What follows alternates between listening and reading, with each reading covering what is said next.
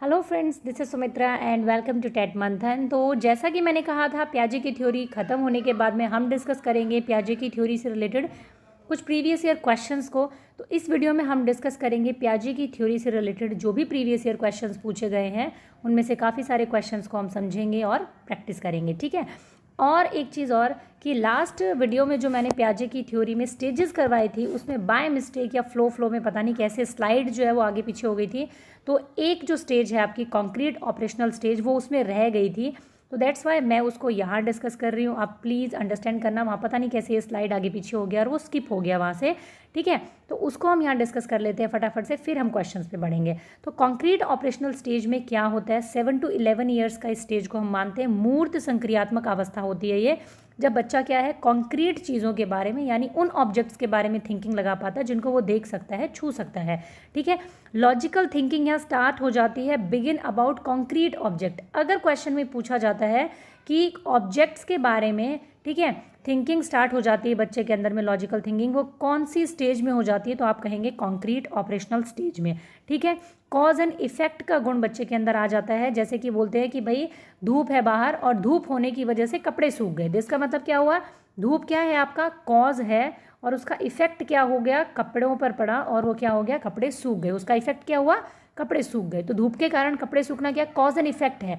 तो इसको क्या है बच्चा अच्छे से कर पाएगा। ये आता है आपका कॉज एंड इफेक्ट में। रिवर्सिबिलिटी का गुण आ जाता है बच्चे के अंदर। रिवर्सिबिलिटी क्या होती है, जैसा कि मैंने आपको कल समझाया था कि 3 + 2 5 होता है, ये तो बच्चा कर पाता है, बट 5 - 3 भी 2 आ सकता है, ये बच्चा नहीं कर पाता था लास्ट स्टेज तक। बस इस स्टेज में आकर के बच्चा जो है रिवर्सिबिलिटी का गुण उसके अंदर आ जाता है, वो स्कूल से घर जा सकता है और घर से वापस स्कूल भी आ पाएगा, ठीक है। डिसेंटरेशन आ जाता है बच्चे के अंदर में, और डिसेंटरेशन की वजह से क्या आ जाता है बच्चे में, कंजर्वेशन का भाव जो है वो आ जाता है। अब कंजर्वेशन क्या होता है, कंजर्वेशन ये होता है कि अब बच्चा ये पहचान पाएगा कि ये तीनों बीकर जो है वो क्या है आपका सेम पानी या सेम दूध इसके अंदर में रखा जा सकता है, ठीक है।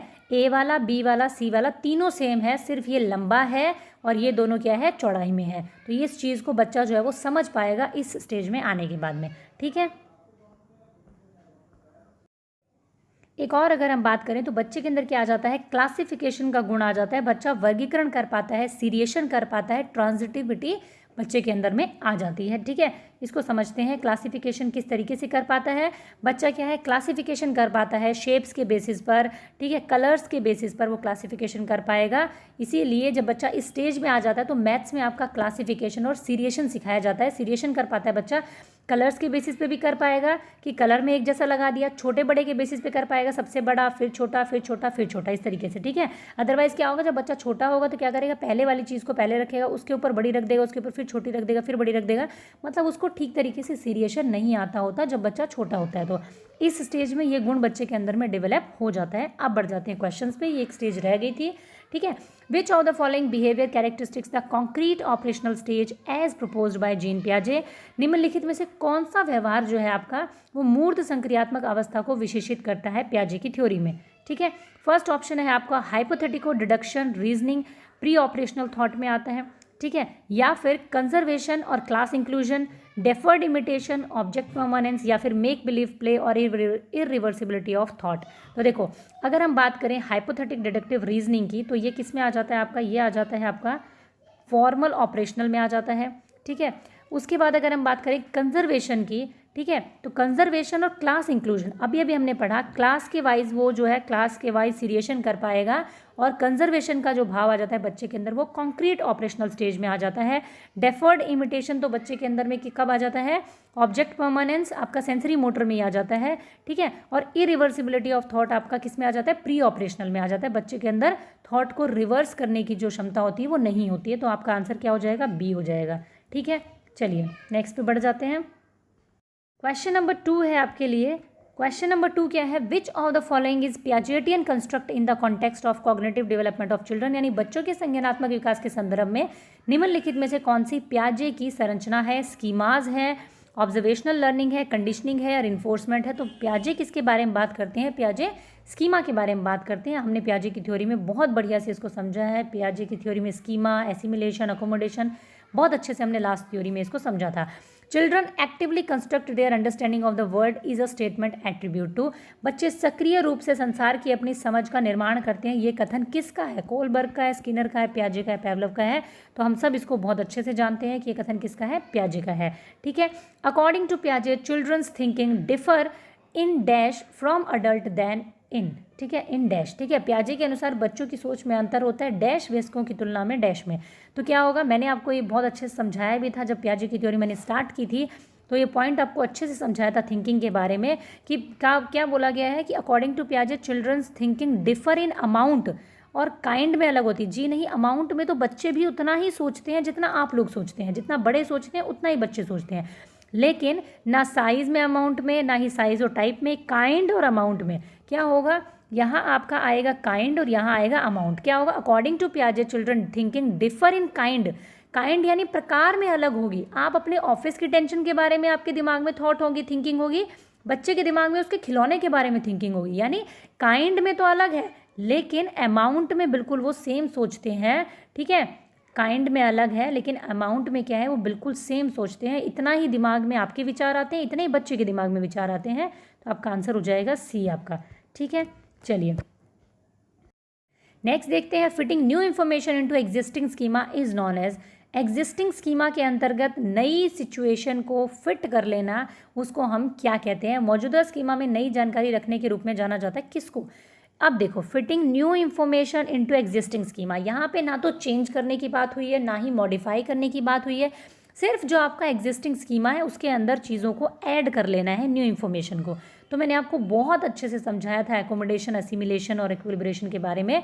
हम सीधा सीधा जाएंगे इसमें किसके साथ में? एसिमिलेशन के साथ में। जब भी न्यू इन्फॉर्मेशन को ऐड करने की बात हो एज इट इज़, तो हम आत्मसातकरण के साथ में जाते हैं। अगर यहाँ पे बात की गई होती कि आपके पुराने स्कीमा को मॉडिफाई किया गया है, चेंज किया गया है, तब हम जाते हैं अकोमोडेशन के पास में। ठीक है, और ये ऑर्गेनाइजेशन और इक्विलिब्रेशन दोनों नहीं हो सकते हैं इसके अंदर में। ठीक है, building schemas through direct interaction with environment is known as. ठीक है, डायरेक्ट इंटरेक्शन जब हम एनवायरनमेंट के साथ में करते हैं, वातावरण के साथ प्रत्यक्ष अंतःक्रिया के कारण द्वारा स्कीमा निर्माण होता है, इसको क्या कहते हैं? ऑर्गेनाइजेशन, इक्विलिब्रेशन, एडेप्टेशन या ईगोसेंट्रिज्म, इसको कहा जाता है एडेप्टेशन। और एडेप्टेशन के अंदर ही आपकी दो आती है चीज़ें, जिसको एक को आप कहते हैं एसिमिलेशन और एक को हम कहते हैं अकोमोडेशन। ठीक है, यानी कि अनुकूलन। ठीक है, नेक्स्ट हम देख लेते हैं फटाफट से क्वेश्चन नंबर आपका 7। The capacity of arrange object serially is developed in the child when he is in. अभी अभी हमने इसको पढ़ा था कि बच्चा जो है वो सीरिएशन कर लेता है, क्लासिफिकेशन कर लेता है, क्रम में लगाने की क्षमता बच्चे में विकसित हो जाती है। तो वो कौन सी स्टेज होती है? सेंसरी मोटर स्टेज में। ठीक है, बिल्कुल नहीं होती, वो सिर्फ अपने सेंसेस के थ्रू सीखता है चीज़ों को। प्री ऑपरेशनल में भी नहीं होती है। कॉन्क्रीट ऑपरेशनल में क्या होता है? बच्चे में सीरिएशन आ जाता है। ठीक है, क्लासिफिकेशन आ जाता है, बच्चा क्लासीफाई कर पाता है चीज़ों को। फॉर्मल ऑपरेशनल में हाइपोथेटिको डिडक्टिव रीजनिंग आ जाती है। ठीक है, चलिए नेक्स्ट क्वेश्चन देख लेते हैं फटाफट से। तो ये आप लोगों के सामने आ जाता है एक next question. The stage in which a child begin to think logically about objects and event is known as.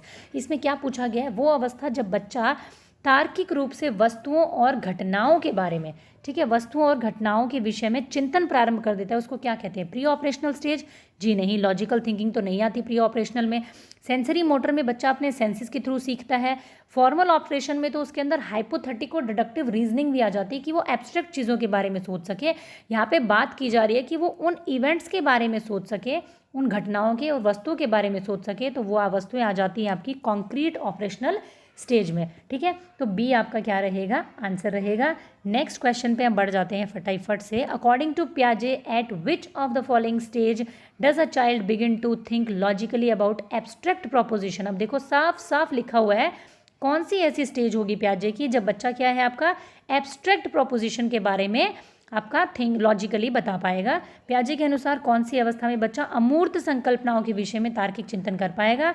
तो सेंसरी मोटर में नहीं होगा, प्री ऑपरेशनल में भी नहीं होगा, किस में होगा? कॉन्क्रीट चीज़ों के बारे में बच्चा किस में बता पाता है? ठीक है, कॉन्क्रीट ऑपरेशनल स्टेज में बता पाता है जब बच्चा 7 से 11 साल की उम्र में होता है। सी आपका क्या रहेगा? आंसर रहेगा। ठीक है, नेक्स्ट पे बढ़ते हैं हम लोग फटाफट से। According to Piaget, during the first stage of development, birth to about 2 years age, a child learns best. किसके थ्रू बच्चा जो है सबसे ज़्यादा अच्छे से सीखता है? जब वो बर्थ से 2 साल तक में होता है by using their senses, comprehending neutral words, या फिर by thinking is an abstract fashion, by applying newly acquired knowledge of language. तो देखो इतनी सारी चीज़ें बच्चा बेचारा 2 साल का कैसे कर लेगा। किससे सीखता है? सिर्फ और सिर्फ अपने इंद्रियों के प्रयोग से सीखता है, अपने सेंसेस के थ्रू सीखता है पूरी दुनिया के बारे में। ठीक है, फर्स्ट स्टेज ऑफ डेवलपमेंट होती है बच्चे की, जब वो सब कुछ अपने सेंसेस के थ्रू सीखता है। ठीक है, चलिए नेक्स्ट क्वेश्चन है आप लोगों के सामने। According to Piaget's cognitive theory of learning, the process by which the cognitive structure is modified is called। कौन सा ऐसा पियाजे की थ्योरी के अकॉर्डिंग कौन से प्रोसेस के थ्रू जो है कॉग्निटिव स्ट्रक्चर क्या होता है? मॉडिफाइड होता है। कुछ वर्ड्स मैंने आपको याद करवाए थे। प्लस किया जाए न्यू इन्फॉर्मेशन को तो एसिमिलेशन होता है। एग्जिस्टिंग स्कीमा के अंदर में ऐड कर लिया जाए न्यू इन्फॉर्मेशन को, ठीक है, तो उसको क्या कहते हैं? एसिमिलेशन कहते हैं। परसेप्शन और स्कीमा यहाँ पे भूल ही जाओ आप लोग, आ नहीं सकता है। ठीक है, यहाँ पे क्या बोला है? मॉडिफाई किया जाए। अगर वर्ड देखने को आए मॉडिफाई और चेंज किया गया है एग्जिस्टिंग स्कीमा में, तो आप किसके साथ जाएंगे? सीधा सीधा आप जाएंगे एकोमोडेशन के साथ में। ठीक है, ये बहुत अच्छे से मैंने आपको लास्ट वीडियो में समझाया था। ठीक है, an important characteristics of formal operational stage of mental development is. अब आपसे बात की जा रही है फॉर्मल ऑपरेशनल स्टेज के बारे में। ठीक है, मानसिक विकास की औपचारिक संक्रियात्मक अवस्था की कुछ विशेषता जो है वो कौन सी है? एब्स्ट्रैक्ट थिंकिंग आ जाएगी, कॉन्क्रीट थिंकिंग, सोशल थिंकिंग या ईगोसेंट्रिज्म।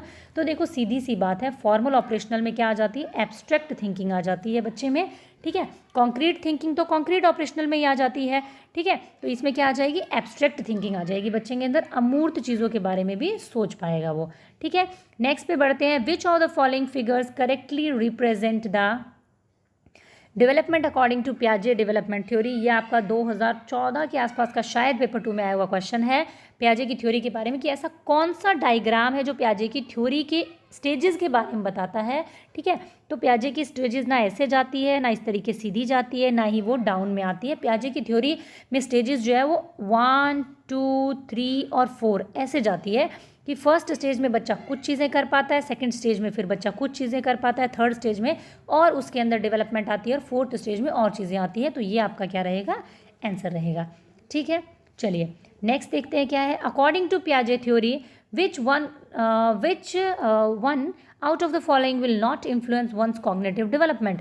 इनमें से कौन सी चीज़ है जिसको पियाजे कम महत्व देते हैं? निम्नलिखित में से कौन सा व्यक्ति के संज्ञानात्मक विकास को प्रभावित नहीं करेगा? पियाजे मैच्योरेशन के बारे में बात करते हैं, बिल्कुल 100% करते हैं, क्योंकि पियाजे स्टेजेस की बात करते हैं। बच्चा इस स्टेज में आएगा तो ये सीखेगा, इस स्टेज में आएगा तो ये सीखेगा, इसका मतलब मैच्योरिटी की बात करते हैं। लैंग्वेज को भी कहीं ना कहीं पियाजे जो है वो महत्व देते हैं, एक्टिविटी को भी महत्व देते हैं, बट सोशल एक्सपीरियंस को पियाजे जो है वो इतना ज़्यादा महत्व नहीं देते। सोशल एक्सपीरियंस को महत्व देते हैं वाइगॉट्स्की। पियाजे कहते हैं सोशल एक्सपीरियंस ठीक है, बट बच्चा फिर भी क्या है, सारी चीज़ें खुद से ही सीखता है। ठीक है, तो सोशल एक्सपीरियंस को पियाजे जो है वो कम महत्व देते हैं। ये आपका क्या रहेगा? आंसर रहेगा। नेक्स्ट पे बढ़ जाते हैं फटाफट से। The process of changing the existing schema to include new information is called. चलिए क्या बोला गया है? नवीन जानकारी को शामिल करने के लिए वर्तमान स्कीमा में बदलाव की प्रक्रिया। ठीक है, अब देखो फिर वही आपकी बात आ जाती है यहाँ पे, changing the existing schema to include new information is called. ठीक है, जब भी चेंज किया जाता है स्कीमा में, मॉडिफाई किया जाए, बार बार मैं बता रही हूँ आपको कि आप गलत ना करके आए, मॉडिफाई किया जाए, चेंज किया जाए, तो आप किसके साथ में जाएंगे? आप जाएंगे एकोमोडेशन के साथ में। अगर न्यू इन्फॉर्मेशन को सीधा सीधा ऐड कर लिया जाए तो आप किसके साथ में जाएंगे? एसिमिलेशन के साथ में जाएंगे। अडेप्टेशन यहाँ पे होगा नहीं, ईगोसेंट्रिज्म यहाँ पे होगा नहीं। ठीक है, चलिए नेक्स्ट क्वेश्चन देखते हैं। व्हाट टर्म फ्रेज डज पियाजे use for mental structure which are building blocks of thinking. कल मैंने आपको अपने उसमें भी बताया था, जब मैंने आपको स्कीमा समझाया था तो बहुत अच्छे से बताया था कि उसको टेक्निकली हम किस किस नाम से जानते हैं। मेंटल स्ट्रक्चर के बारे में बोलते हैं, बिल्डिंग ब्लॉक्स बोलते हैं, ठीक है, माइंड मैप्स बोलते हैं। तो ये क्या चीज़ें हैं सारी? पियाजे किसके बारे में बात करते हैं? स्कीमा के बारे में बात करते हैं। ठीक है, तो mental structures which are building blocks of thinking, तो इसको हम क्या कहेंगे? स्कीमा कहेंगे। जोन ऑफ प्रॉक्सिमल डेवलपमेंट पियाजे से रिलेटेड नहीं है, मैच्योरेशन ब्लॉक नहीं है और जीन भी नहीं है। ठीक है, चलिए नेक्स्ट पे बढ़ जाते हैं। Dash views children as active builders of knowledge and little scientist who construct their own theory of the world. Dash के विचार से बच्चे सक्रिय ज्ञान निर्माता और नन्हे वैज्ञानिक है जो संसार के बारे में अपने सिद्धांतों की रचना करते हैं। तो इसमें तो सोचने वाली बात बिल्कुल है ही नहीं, ये बात करते हैं आपके कौन, हाँ प्याजे। ठीक है, चलिए नेक्स्ट पे बढ़ते हैं फटाफट से हम लोग। A child says clothes dry faster in the sun, she is showing an understanding of. एक बच्ची कहती है कि धूप में कपड़े जल्दी सूख जाते हैं, वो डैश की समझ को प्रदर्शित कर रही है। सिंबॉलिक थॉट है, ईगोसेंट्रिक थिंकिंग है, इसमें ईगोसेंट्रिक वाली तो कोई बात ही नहीं कि बेचारी बच्ची ने, ठीक है। रिवर्सिबल थिंकिंग भी नहीं है, क्या है, कॉज एंड इफेक्ट की बात हो रही है, जो कि आपकी किस में आ जाती है, कॉन्क्रीट ऑपरेशनल में कॉज एंड इफेक्ट बच्चे के अंदर में आ जाता है कि धूप की वजह से कपड़े सूख गए। ठीक है, धूप क्या है, कॉज है, कपड़े का सूखना इफेक्ट है। तो बच्चा इस चीज़ को समझ पाता है, तो ये आपका क्या होगा, कॉज एंड इफेक्ट होगा। ठीक है, तो ये हमारा आज का डिस्कशन था। शायद इतने ही क्वेश्चंस है, यस इतने ही क्वेश्चंस है। अगर आपको डिस्कशन पसंद आया हो तो आप अपने सभी फ्रेंड्स के साथ में इसको शेयर ज़रूर करें। थैंक